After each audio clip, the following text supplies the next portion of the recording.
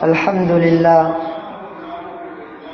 للہ وکفى وسلام علی عباده الذین اصطفى اما بعد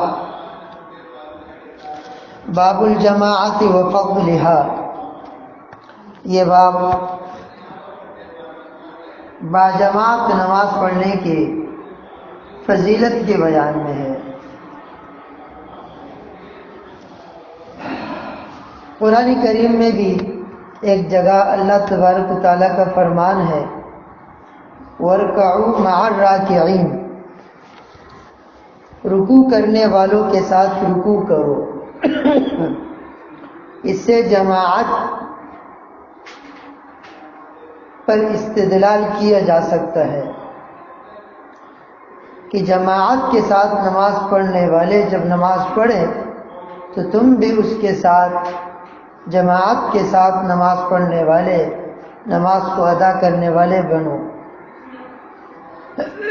لیلۃ المعراج میں جب نماز فرض ہوئی تو دن کے وقت حضرت سیدنا جبرائیل علیہ السلام آئے، ظہر کی نماز باجماعت پڑھائی۔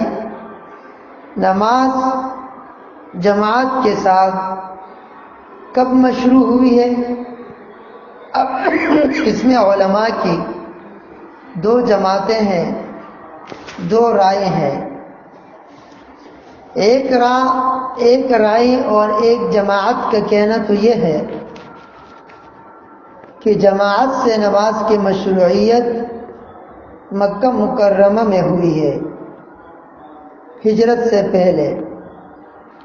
دوسری جماعت کا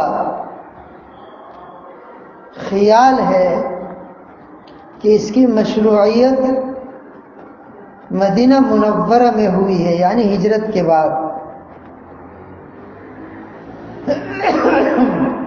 بعض حضرات نے محاکمہ پیش کیا ہے، فیصلہ یا محاکمہ اپنا بیان کیا ہے کہ در حقیقت جماعت کی مشروعیت مکہ المکرمہ میں ہی ہوئی ہے، جس پر حدیث امامت جبریل علی نبینا علیہ السلام دلالت کر رہی ہے۔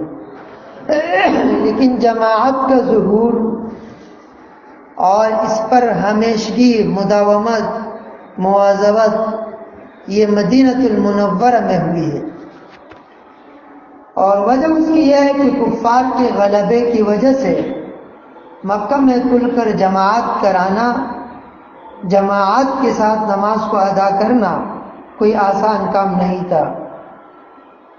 جماعت کی فضیلت اور اس کی ترغیب میں اتنی کثیر مقدار میں احادیث ہیں کہ اگر ان تمام روایات کو ایک جگہ جمع کیا جائے تو ایک بہت بڑا خزانہ تیار ہو سکتا ہے۔ اس میں سے ایک نمونے کے طور پر کچھ احادیث اس باب کے تحت بھی صاحب مشکات رحمہ اللہ، مصابیح رحمہ اللہ لے کر آئے ہیں، بیان کی گئی ہیں، جن سے جماعت کی فضیلت اور اس کی تاکید اور مسائل کا علم ہوتا ہے۔ ان بہت ساری احادیث کی دیکھنے کے بعد ایک عام انسان بھی بہت ہی آسانی کے ساتھ یہ اندازہ لگا سکتا ہے کہ نماز جیسی عظیم عبادت کے لیے جماعت کی کتنی بڑی اہمیت ہے۔ نبی اکرم سرور دو عالم، فخر دو عالم، رحمت للعالمین صلی اللہ علیہ وآلہ وسلم نے مرض وفات میں دو آدمیوں پر ٹیک لگا کر مشقت اٹھائی اور جماعت کے ساتھ نماز میں شریک ہوئے۔ نماز جب فرض ہوئی تو پہلی نماز جماعت کے ساتھ پڑھائی گئی، یہ بھی جماعت کی اہمیت کی علامت ہے۔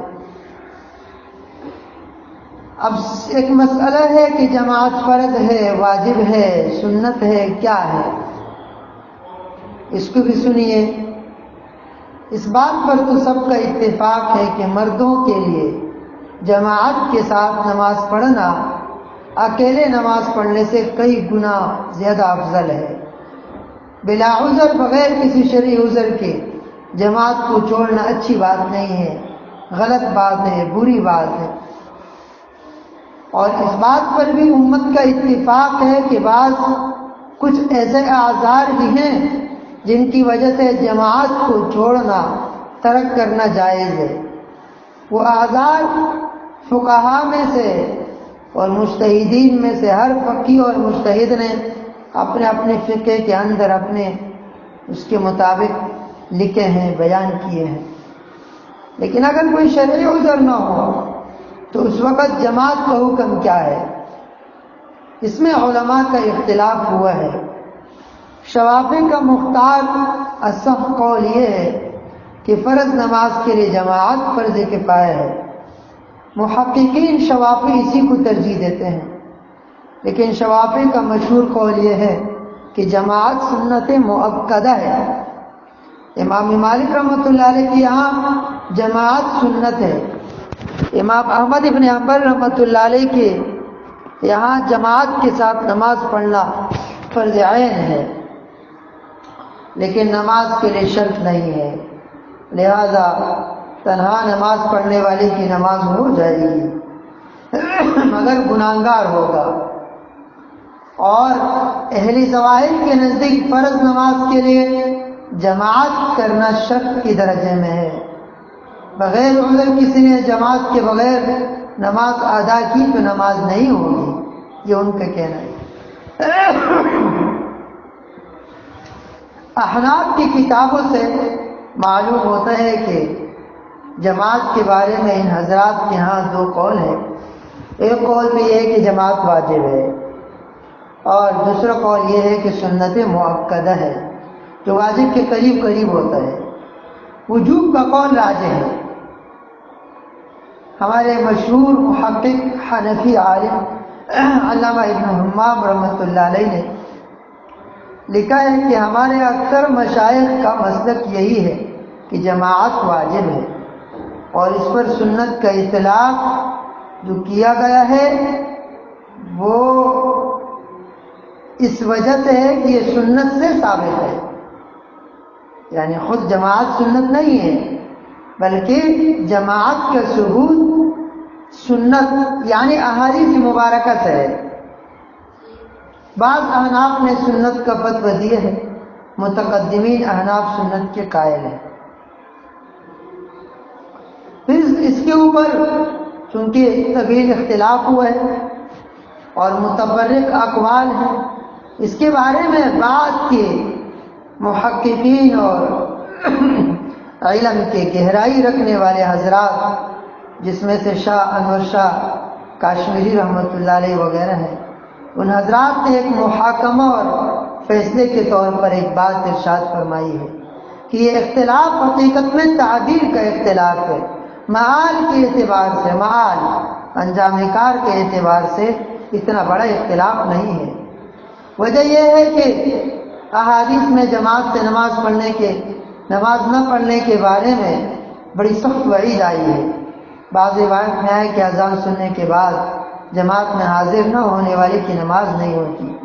بعض میں ہے کہ مسجد کی پڑوسی کی نماز جماعت کے بغیر صحیح نہیں ہے۔ بعض روایات سے معلوم ہوتا ہے کہ اس بارے میں کافی نرمی ہے کہ ذرا سی بارش ہو جائے تو نماز گھروں میں پڑھنا چاہیے، کھانے کا زیادہ تقاضا ہو تو جماعت توڑ کر کھانا کھانے کی اجازت ہے۔ تو جن حضرات نے تشدید اور تحدید اور وعید اور تغلیظ اور اس سختی کو دیکھا، انہوں نے جماعت کو فرض کہا یا نماز کی صحت کے لیے شرط قرار دیا، اور جن حضرات نے نرم پہلو کو دیکھا انہوں نے سنت کا فیصلہ سنا دیا، اور جنہوں نے دونوں جانبوں کو دیکھا انہوں نے واجب یا سنت مؤکدہ کا حکم لگا دیا۔ احناف کا ایک کمال یہ بھی ہے کہ وہ ایک طرفہ فیصلہ نہیں کرتے، خیر ایک طرفہ فیصلہ تو کوئی بھی نہیں کرتا، لیکن احناف دونوں جانب خوب غور خوض کر کے تب جا کر کسی نتیجے پر پہنچ کر اس کے بعد بڑی درمیان کی بات ارشاد فرماتے ہیں۔ اس لیے احناف کے کام کو دوسرے حضرات بھی قدر کی نگاہ سے دیکھتے ہیں. قدر کے امام مالک رحمۃ اللہ علیہ بھی امام صاحب رحمۃ اللہ علیہ کے بارے میں بہت احترام کا رویہ تھا. حضرت امام شافعی رحمۃ اللہ علیہ کا بھی بہت احترام تھا. آپ ان کے مزار اور قبر مبارک پر بھی حاضری دیتے تھے اور اشعار بھی پڑھتے تھے. تو بڑی محبت کا ان کے ایک دوسرے کے ساتھ رشتہ تھا. یہ تو ہمارا کام ہے جو ہم ایک دوسرے کو لڑاتے ہیں آپس میں. بڑوں میں کوئی بات نہیں ہوتی ہے. چھوٹے جو ہوتے ہیں، معاف کریں ذرا الفاظ بازاری ہیں، یہ جو چھوٹے موٹے چمچے ہوتے ہیں نا، چمچے، سمجھے بھائی، یہ چمچے سارا کام خراب کرتے ہیں. ٹھیک ہے، بڑوں میں بڑا اچھا وہ ہوتا ہے، خیال رکھتے ہیں، سنجیدگی ہوتی ہے چیزوں میں. تو اس بنیاد پر فرمایا کہ بھائی بعض حضرات نے اور جن حضرات نے نرم پہلو کو دیکھا انہوں نے سنت کا فیصلہ سنا دیا، اور جنہوں نے دونوں جانبوں کو دیکھا انہوں نے واجب یا سنت مؤکدہ کا حکم لگا دیا. اس طرح یہ اختلاف رونما ہوا ہے. حضور اکرم صلی اللہ علیہ وسلم کا کوئی فرمان زمین پر نہیں گرا، کسی نے کوئی نہ کوئی فرمان سینے سے لگا دیا. یہی وجہ ہے کہ بڑے عجیب کسی نے شعر کے انداز میں ایک بات کہی ہے کہ عباراتنا شتى وحسنك واحد وكل الى ذاك الجمال يشير. سمجھے بھائی؟ ہاں، کہ ہمارے عبارات تو مختلف ہیں لیکن اس کا حسن ایک ہی ہے. گلہائی رنگارنگ سے ہے رونق چمن، اے ذوق اس جہاں کو ہے زیب اختلاف سے. یہ جو بتایا جاتا ہے کہ اختلاف العلماء رحمت، علماء کے درمیان اختلاف رحمت ہے، لہذا اس کو زحمت نہیں بنانا چاہیے. آج کا یہ اختلاف ذاتیات کی بنیاد پر ہوتا ہے، خود غرضیوں کی بنیاد پر ہوتا ہے، اغراض کی بنیاد پر ہوتا ہے، اور ان ذاتی اغراض اور ذاتی مقاصد اور دنیاوی مفادات کی بنیاد پر جب اس طرح اختلافات رونما ہوتے ہیں تو پھر بڑے نقصانات اٹھانا پڑتے ہیں، امت کو بڑے نقصان ہو جاتے ہیں. ہمارے یہاں خاص کر موجودہ دور میں اور پھر اس مملکت خداداد پاکستان میں جو سیاسی اختلافات ہیں، سیاسی اختلافات بھی اگر سیاسی اختلافات کی حد تک رکھا جائے تو شاید اس کا اتنا نقصان نہ ہو. اب اگر ہم یوں کہیں کہ یہ ذاتی اختلافات تو برا نہیں ہوگا، مفادات کے اختلافات، کاروباری اختلافات اور اغیار کے ایجنڈوں پر چلنے والے لوگ ان اختلافات کو اچھالتے ہیں، جس کی وجہ سے عوام کو، امت کو، ملک کو، ملت کو بڑا نقصان اٹھانا پڑتا ہے. ہم دیکھ رہے ہیں کہ پہلے تھا لیکن یہ 20-25 سال سے تو بہت زیادہ اس ملک کو اس کی وجہ سے اور ساری امت کو نقصان پہنچا، ساری امت کو نقصان پہنچا. اس لیے بہت احتیاط کے ساتھ قدم رکھنا چاہیے. اختلافات سے گھر بھی، خاندان بھی اجڑ جاتے ہیں، نقصان اٹھانا پڑتا ہے. اپنی ذاتی اغراض، خود پسندی اور اپنی انانیت کو مار کر ذرا کبھی کبھار اپنے مونچھوں کو نیچے کر کے امت کو نقصان سے بھی بچانا چاہیے، اپنے خاندان کو بھی نقصان سے بچانا چاہیے، اور اپنے گھر کے اتفاق کو بھی ٹھیس نہیں پہنچانا چاہیے. معمولی باتوں کی وجہ سے بڑا نقصان ہوتا ہے. یہی جماعت ہے، باب الجماعت میں جو ابھی آپ روایات آپ کے سامنے آئیں گے اور آپ پڑھیں گے، یہ جماعت ہمیں یہ سبق دے رہا ہے کہ تم سارے مل کر اللہ کا یہ حکم اتحاد اور اتفاق کی بنیاد پر ایک امام کے پیچھے کھڑے ہو کر ادا کرو. وہ امام اللہ اکبر جب کہے ہاتھ اٹھائے تم بھی ہاتھ اٹھاؤ، جب وہ رکوع کے لیے جائے تو تم بھی جاؤ، وہ سجدے کے لیے جائے تو تم بھی جاؤ، وہ جب قیام کے لیے جائے تو تم بھی جاؤ. یہ ہمیں یہ سبق دے رہا ہے کہ تمہاری کامیابی کا دار و مدار وہ وحدت میں ہے، وہ ایک متفقہ امام کے پیچھے اور ایک متفقہ جو مسلمانوں کا سربراہ ہو اس کے پیچھے چلنے میں. وَاعْتَصِمُوا بِحَبْلِ اللَّهِ جَمِيعًا.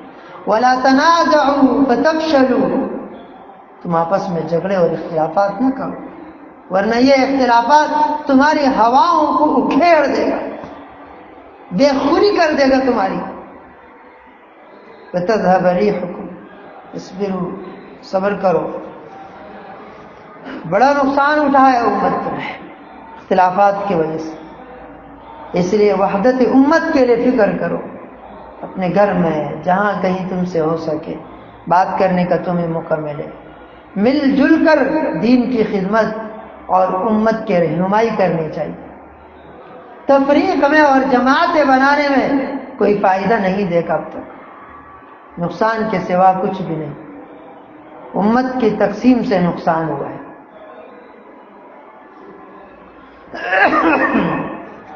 ہمارے محقق اسلام اور شاہ ولی اللہ محدث دہلوی رحمۃ اللہ علیہ نے جماعت کے بہت سارے فوائد بیان کیے ہیں، ان میں سے چند ایک یہ ہے کہ جماعت کی وجہ سے نماز جیسی عظیم عبادت یہ بطور رسم تام اور رواج عام مزاجوں کا حصہ بن جائے گی جب ہم جماعت کے ساتھ اس کو ادا کریں گے، اور پھر اس کا چھوڑنا آسان نہیں ہوگا۔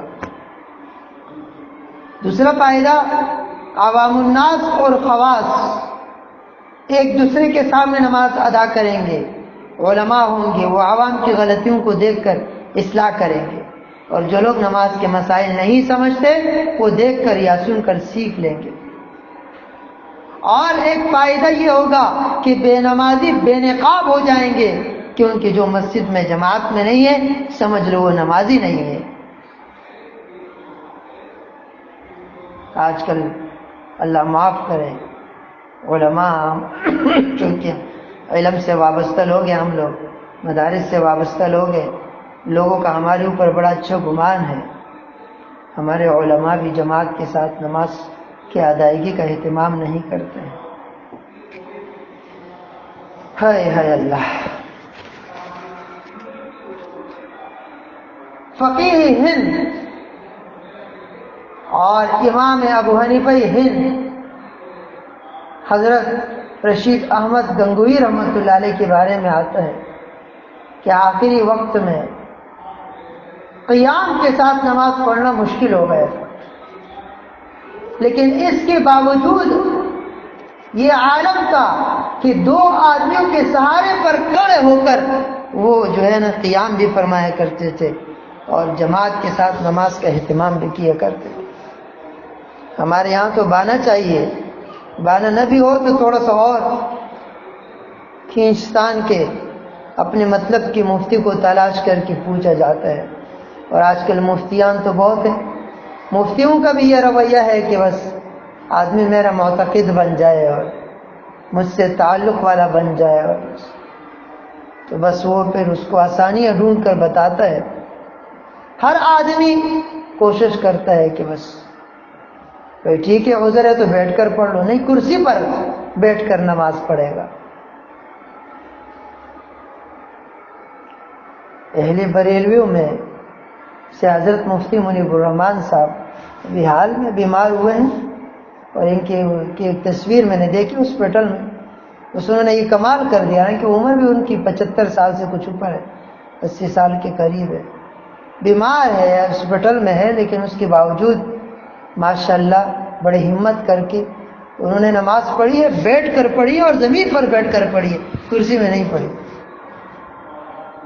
ہمارے یہاں ایک وتیرا بن گیا، اور ایک اس کو بھی جو ہے نا وہ اپنا ایک سٹیٹس سمجھتے ہیں کہ بس کرسی پر بیٹھ کر جناب عالی نماز پڑھ رہا ہے۔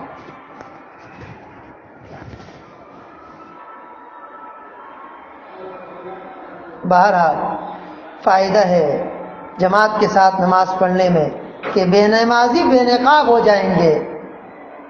جو مسجد میں جماعت میں نہیں ہے تو بس سمجھ جاؤ کہ وہ نمازی نہیں ہے۔ اور ایک فائدہ یہ ہے کہ اجتماعی دعا رب العالمین کی دربار میں سب ایک ساتھ حاضر ہو کر ہاتھ اٹھا کر جب دعا کریں گے تو وہ اپنا اثر دکھائے گا۔ یہ نعمت اور یہ فائدہ جماعت سے حاصل ہو سکتا ہے، تنہا اور انفرادی طور پر آپ نماز پڑھیں گے تو تنہا آپ کی دعا ہوگی، اجتماعی دعا نہیں۔ جماعت میں عظیم الشان اتحاد کا مظاہرہ ہے، جیسے ابھی شروع میں عرض کیا، اور بڑی شوکت ہے، اسلام کی شوکت کا اظہار ہے۔ اور ایک فائدہ یہ بھی ہے کہ ہر آدمی کو دوسرے مجبور مسلمان کی حالت زار درد کا علم ہو جائے گا، اور پھر بندہ مظلوم کا مجبور کی مدد کرے گا۔ جماعت میں ایک سب سے بڑا فائدہ یہ بھی ہے کہ ایک بہت بڑا عظیم الشان مساوات کا مظاہرہ ہے۔ بادشاہ ہے یا جو ہے جناب عالی، گدا ہے، غلام ہے یا آقا ہے، دونوں ایک ہی صف میں کھڑے ہوتے ہیں۔ بڑا عجیب منظر ہوتا ہے۔ ایک صاحب نے واقعہ لکھا ہے کہ ایک بہت بڑے مالدار سیٹھ صاحب فیکٹری کے ساتھ مسجد بنائی، بڑی عظیم الشان عالی شان۔ اس میں یہ تھا کہ بس اس میں ہم نماز پڑھیں گے، لیکن ہوتا یہ ہے کہ اگر ایک مزدور ہے، فقیر ہے، وہ جلدی آ جاتا ہے، وہ پہلے صف میں جگہ بنا لیتا ہے، نماز پڑھتا ہے، اور اگر سیٹھ صاحب تاخیر سے آتے ہیں تو اس کو جگہ اگر دوسری صف میں مل گئی، تیسری صف میں مل گئی، چوتھی صف میں مل گئی، کہا میں نے دیکھا کہ وہ 5 کی صف میں وہ سیٹھ صاحب کھڑا ہے۔ تو یہ ہے اسلام کا ایک انداز، مساوات اور برابری۔ اس لیے کہا گیا کہ ایک ہی صف میں کھڑے ہو گئے محمود ایاز، نہ کوئی بندہ رہا نہ کوئی بندہ نواز۔ محمود اور ایاز۔ ترک جماعت کے بھی کچھ آزار ہے۔ شدید بارش ہے، راستوں میں کیچڑ کا ہونا ہے، بدن پر سطر کا کپڑا نہ ہونا ہے، شدید سردی کا ہونا ہے جس سے بیماری لگنے یا بڑھنے کا خطرہ ہو، راستوں میں جان کی دشمن کا خطرہ ہونا ہے، مسجد جا کر پیچھے مال اسباب کی چوری کا خطرہ ہو، رات کے وقت میں شدید اندھیرے کا ہونا ہے، کسی مکان اور سامان کی چوکیداری کرنا ہے، یا مریض کی جو ہے نا دیکھ بھال تیمارداری ہے، پیشاب یا پاخانہ کا تقاضا ہو، سفر کے دوران قافلے سے بچھڑ جانے کا خوف اور خطر اور اندیشہ ہو، اور درس و تدریس میں بھی ایسے مشغول ہونا کہ ذرا فرصت نہ ہو، مگر یہ عذر کبھی کبھی ہوتا ہے، ہر وقت نہیں ہوتا۔ اس کو بہانہ بنا کر بندہ ایسا نہ ہو جماعت چھوڑ لے، ٹھیک ہے نا بھائی؟ یا اتنا بیمار ہے کہ چلنے پر قدرت نہیں رکھتا۔ اور یہ بھی ایک عذر بیان کیا کہ کانا تیار ہے، خراب ہونے کا، ٹھنڈے ہونے کا اندیشہ ہے۔